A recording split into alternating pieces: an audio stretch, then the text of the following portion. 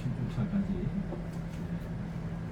강의를 진행한 강사 남상원입니다.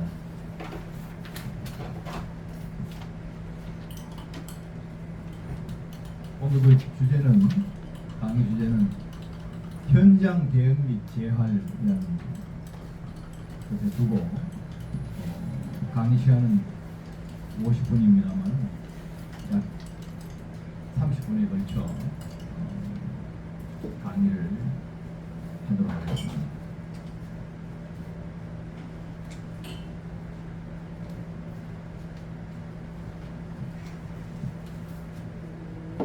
오늘은 사례 중심 강의를 하도록 하겠습니다. 오늘 교육을 마치면 학습자는 다음을 수행할 수 있습니다. 마약 관련 현장 대응 단계를 설명할 수 있어야 됩니다. 그리고 관계기관 연계 절차를 이해하고 설명할 수 있어야 되겠습니다. 세 번째는 재활 및 사회복귀 지원의 중요성을 설명할 수 있어야 합니다. 네 번째는 종합사례관리 계획서를 작성할 수 있어야 되겠습니다.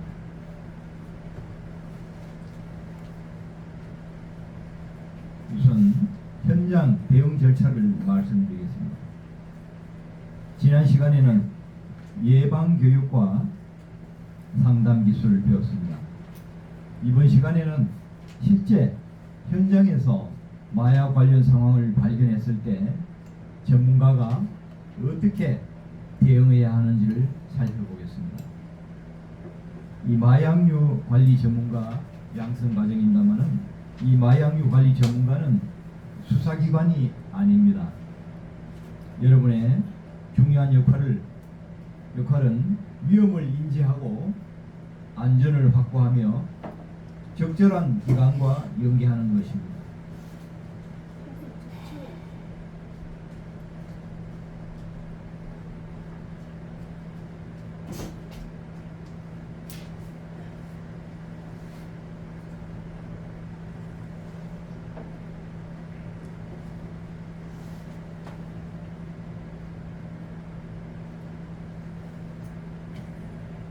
이와 같이 현장 대응은 다음과 같은 순서로 진행합니다.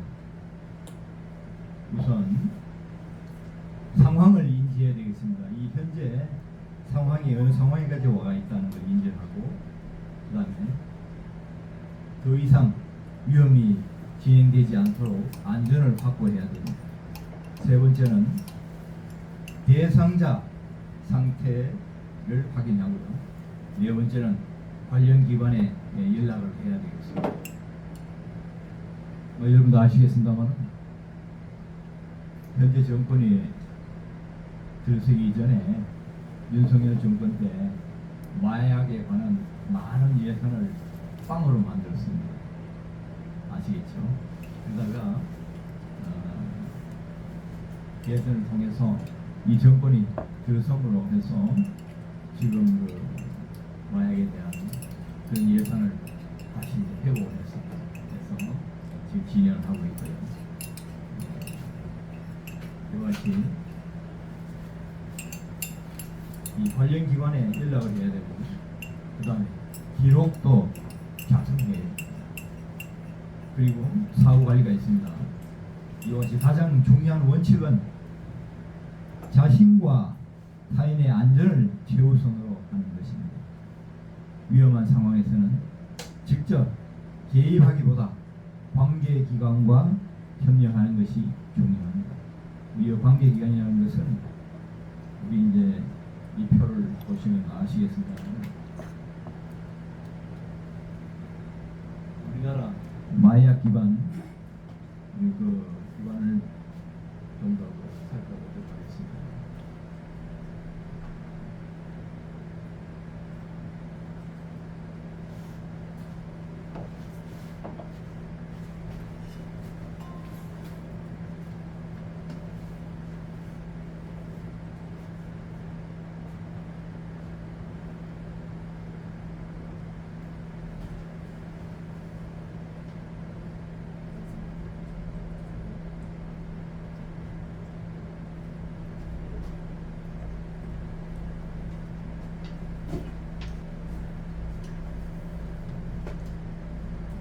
보시면은 우리가 우리나라뿐만 아니라 이 마약은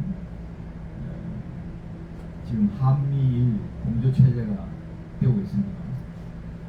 마약은 전 세계적으로 볼 때 사회주의 국가나 그다음에 자본주의 국가나 간에 구별 없이 전 세계의 그 공공의 적으로 되어 있습니다.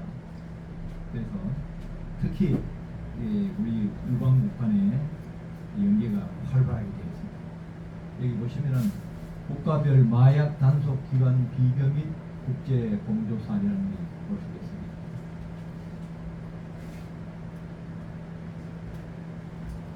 여기 보시면은 미국의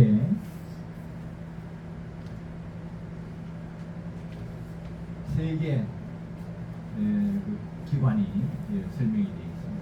DEA, 그 다음에 INCB, 그 다음에 UNODC 이렇게 되어 있습니다. 미국에서 많은 기관이 있습니다만 대표적으로 이 세 개 기관을 우리가 들 수 있겠어요. 있고요. 여기에 나와 있지 않습니다만은 미국의 FBI라고 있습니다. FBI가 또 여기에 깊이 관여를 하고 있고요. 지난번에 우리 그 강릉 밑에 옥계항에 화물선이 들어와 있었는데 그 화물선에서는 어떤 물건을 선적했는지는 모릅니다.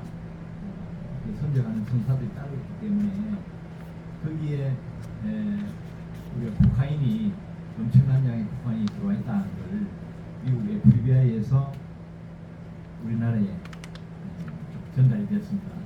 그래서 경찰이 들어가지는 못하고 군 조직이 들어갔습니다. 들어가서 수십만 명분의 코카인을 발견했죠. 얘들은 이제 완전히 싹 뒤졌습니다. 뒤져가지고 그 코카인을 갖다가 발견해서 한국도 역시 이제 먹고 살만합니다. 세계 사람들이 먼저 압니다. 돈 잘 벌고 있다는 걸 알고 있기 때문에 그것이 돈이 아무리 많아도 국민들한테 이렇게 분배되는 그 시기는 많은 시간이 흘러야 되거든요. 이미 국민들이 그 혜택을 보고 있다는 걸 알고 있습니다. 마약 공급 조직도. 그래서 그걸 압수를 했는데 이 마약의 유통 조직을 한 번이라도 그게 성립이 되면 지워질 수가 없습니다. 왜? 수요에 따라서 공급이 자동으로 이루어지는 시스템이기 때문에 수요자가 한 번만 복용을 해도 특히 코카인은 그렇지 않습니다만 펜타닐 같은 경우는 중독이 되어버립니다. 단 1회에 중독이 되어 그렇게 합성마약은 강력합니다. 펜타닐 같은 것도 4종류가 있는데 그 4종류가 미국에서 지금 어마어마한 그런 전쟁을 치르고 있죠. 또 우리나라는 이 코카인이 들어왔습니다. 코카인은 우리가 볼 때 마약 중에서도 값이 좀 높고 고급 마약입니다. 그것이 이제 한국에 상륙하려고 했다는 얘기죠. 뒷이야기는 이렇습니다. 그 한국에 그 선적을 한 그 마약 조직이 FBI의 추적에 의해서 잡혔습니다. 사람이. 그 범인이 잡혔어요. 잡혔는데 그 후속으로는 이야기 안 하고 있습니다. 한국 정부하고 그거 하고 있죠. 그래서 이제 여기 보시는 DEA, INCB, UNODC 중에서 특히 DEA 같은 경우는 국제 불법 마약 흐름 추적 및 합성 오피오이드 제조 감시를 하는 그런 기관입니다. 그래서 이 미국이 그 쓰시면 같이 크게 나옵니다.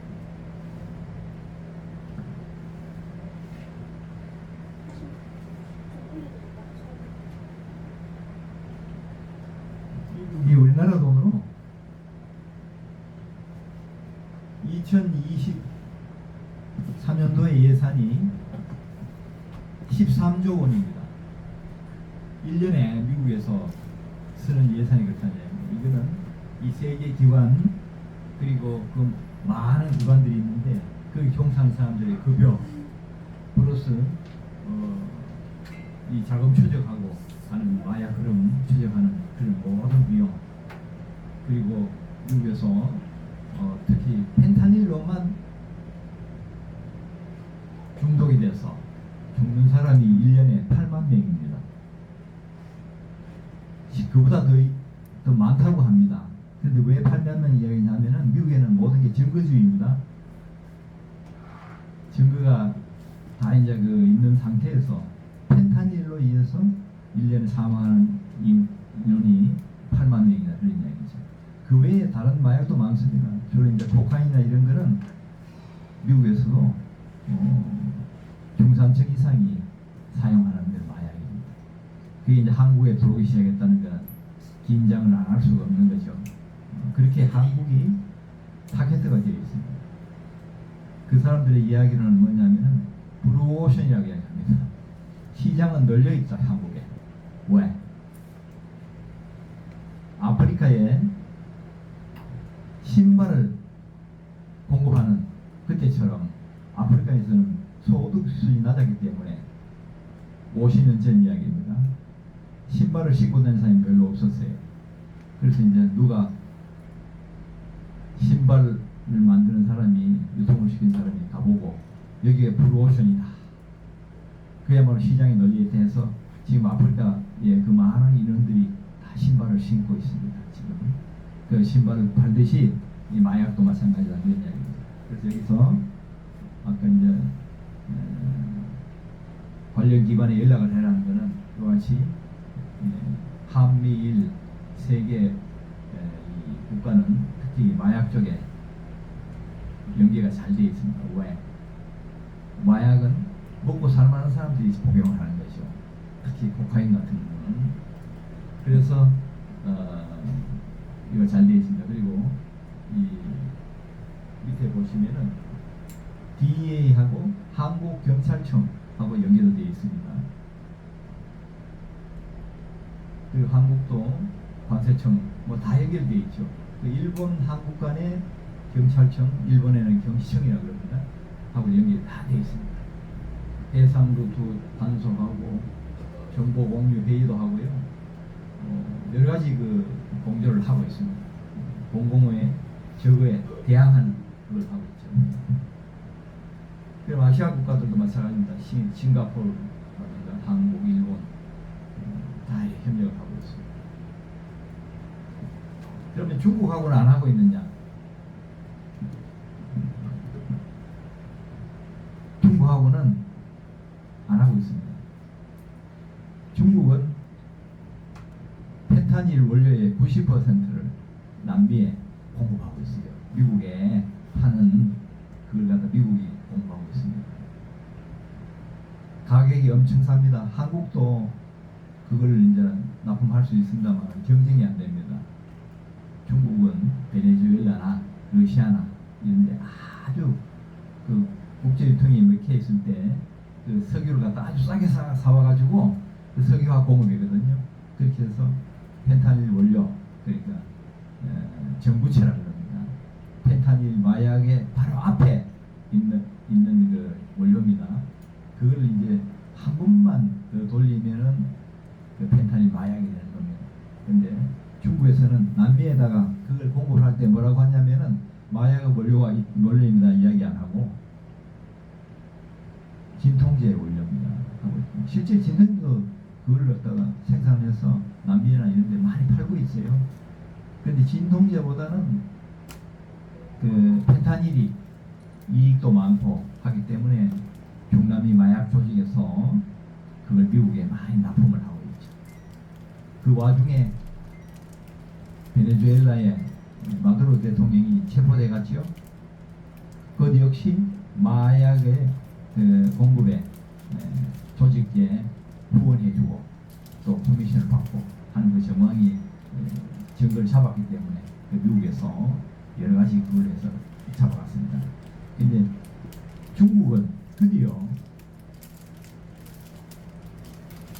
그 석유를 원활하게 공급 못 받게 되었습니다. 지금 러시아에서도 공급이 부족하지요. 그리고 베네수엘라에서 아주 싼 가격으로 가져갔습니다. 중국이. 그런데 마두로 대통령이 잡혀감으로 해서 그 석유를 전 세계에 공급하는 그 유통 구조가 완전히 바뀌었습니다. 그래서 중국이 종전처럼 싼 석유를 가져가지 못하고 있습니다. 그리고 이란의 석유의 대부분을 중국이 가져왔습니다. 이란이 이런 지형이 있기 때문에 중국이 그 석유를 원활하게 공급받지 못하고 있습니다. 중국이 그래서 원료 공급이라든가 또 중국의 경제가 굉장히 지금 나쁘지 않습니까? 부동산에 투자했는 것이 그것이 지금 확대 재생산자가 와야 되는데 전혀 그렇지 않은 위치에 있습니다. 중국이 그래서 굉장히 경제적으로 위험하다 이렇게 이야기하고 있는데 좌파 언론에서는 중국이 잘 나간다 이렇게 보도하고 있습니다. 여러분들 그 좌파 언론의 특징이 뭐냐면은 이란하고 미국하고 전쟁하는데